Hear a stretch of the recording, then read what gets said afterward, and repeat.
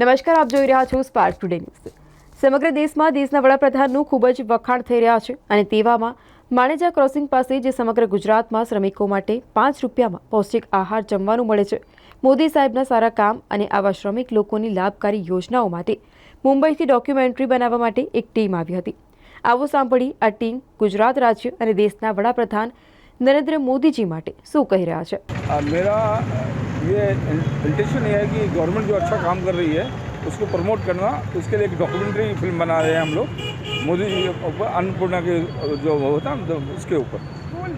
जो साहब से आज आपने देखा कि जो अन्नपूर्णा की स्कीम है काफ़ी अच्छी तरह चल रही है, क्या मैसेज देना चाहेंगे?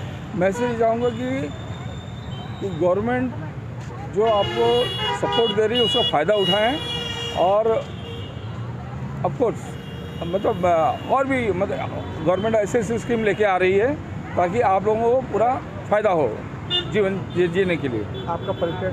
संजय सिंह, मैट्रिक्स एंटरटेनमेंट का CEO हूँ। મારું કહેવું ફક્ત એટલું જ છે કે બહુ નજીવી વસ્તુ કે જમવાનું આજે સરકાર 5 રૂપિયામાં જો તમને જમવાનું આપી રહી છે અને એ પણ શ્રમિક વર્ગને, તો એના માટે બહુ મોટી વાત છે અને દરેક શ્રમિકે આ લાભ લેવો છે।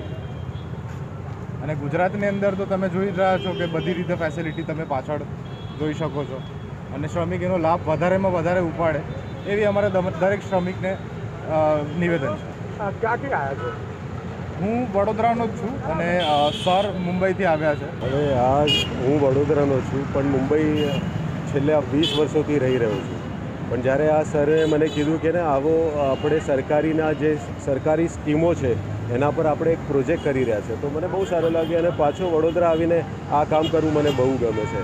અને આનાથી મને એવું લાગે છે ને કે જેટલી જાહેરાત થાય તો એટલા લોકોને લાભ મળે। મેં હમણાં જોયું, વડોદરામાં જ જોયું કે ઘણા એ મજૂરો છે ને એ લોકોને ખબર નથી કે એને આવી સ્કીમ ચાલી રહી છે।